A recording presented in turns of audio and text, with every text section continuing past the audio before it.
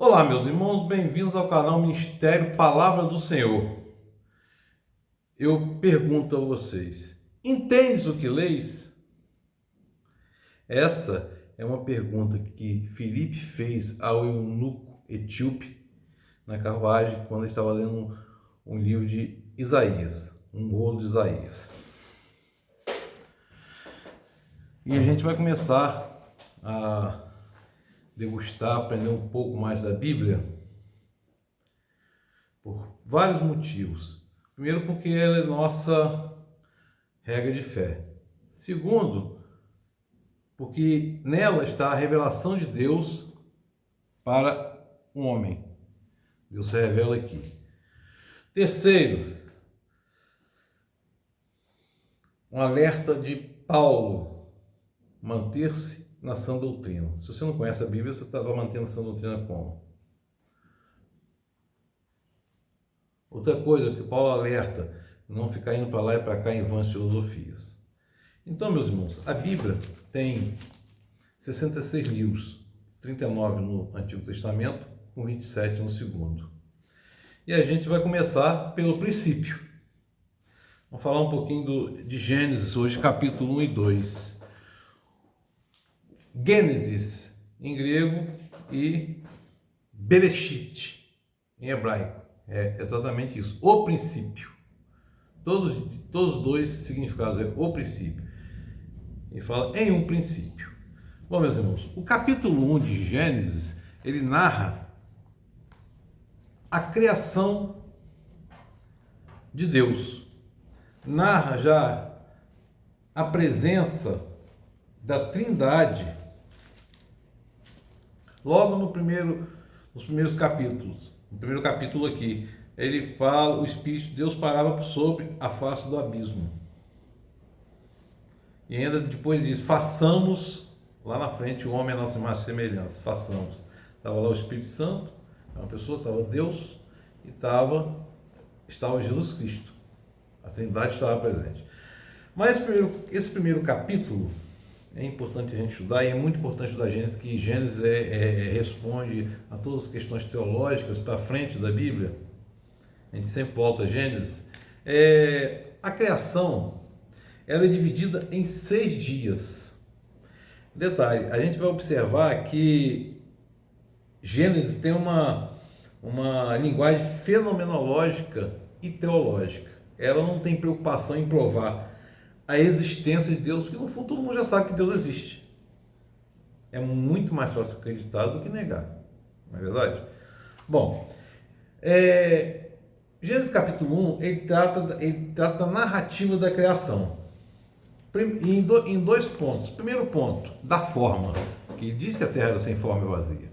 Da forma, tohu, né, em hebraico. No dia 1, ele começa dando forma. Ele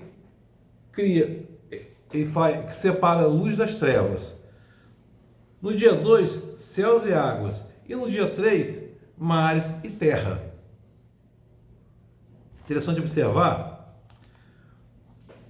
que a gente aqui vai, a partir do preenchimento, Bohu, a gente vai observar no dia 4, criação do sol e da lua e da estrela. Mas na Bíblia é dito lá grandes luminares, um para a noite e um para o dia. Por quê? Porque o sol e lua eram divindades pagãs no Egito Antigo, onde Moisés morou e conhecia, que foi Moisés quem escreveu os 5 primeiros livros da Bíblia.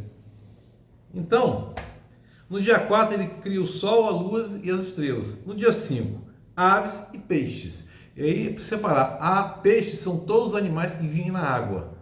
Não há aqui não há uma intenção aqui de classificação taxonômica, né? Apenas os animais que vivem na água. E aves, como eu falo, são todos animais que voam. Pode ser um inseto, naquele momento lá, pode ser um inseto, é animal que voa. Considerado ave. Como eu disse, não tem uma preocupação biológica de explicação aqui. No dia 6, ele cria os animais e os homens. E no 7º dia, ele descansou, né? Ele descansou. E é interessante a gente observar bem que o dia começa com uma tarde, e foi tarde e manhã. Tarde, noite e manhã. Ele não começa com uma manhã. O dia que pode não ter 24 horas, mas não é o objetivo aqui, esse. Apenas por curiosidade, né?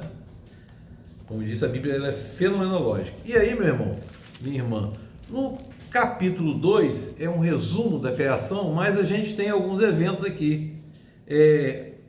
Fala da descrição do Éden, fala da proibição de comer a árvore do fruto da ciência do bem e do mal e do conhecimento, né? Fala da criação da mulher, fala dos rios Pison, Gion, Tigre e Eufrates, né? E é toda uma narrativa, toda uma preparação para a colocação do homem aqui, para aqui a gente vê em qual é o cenário que estava inserido o homem, que Deus colocou o homem. Tinha tudo para o homem lá, tinha tudo para o homem, tá? E a gente vê aqui a criação da mulher, vê a criação da mulher aqui, nesse capítulo 2. Também, a gente, no capítulo 2, a gente tem a famosa frase: por esta razão, o homem deixará seu pai e sua mãe, se unirá à sua mulher, e eles serão uma só carne, ou se tornarão uma só carne. Há muitas aplicações teológicas aqui. Uma só carne pode ser um filho, descendência, ou pode ser representar uma família, né? E a partir daqui, meu irmão, no próximo capítulo que a gente vai estudar e vai observar, a gente vai começar a ver o relato da queda. Porque aqui, no capítulo 2, a gente vê o resumo e vê a misericórdia de Deus, a bondade de Deus ao prover o homem de tudo ali, não é? Proveu tudo para o homem. E a gente vê a intimidade de Deus com o homem, vê a misericórdia de Deus com o homem e vê a maravilha da natureza. Não é verdade? Esses são os capítulos 1 e 2, né? Para a gente começar.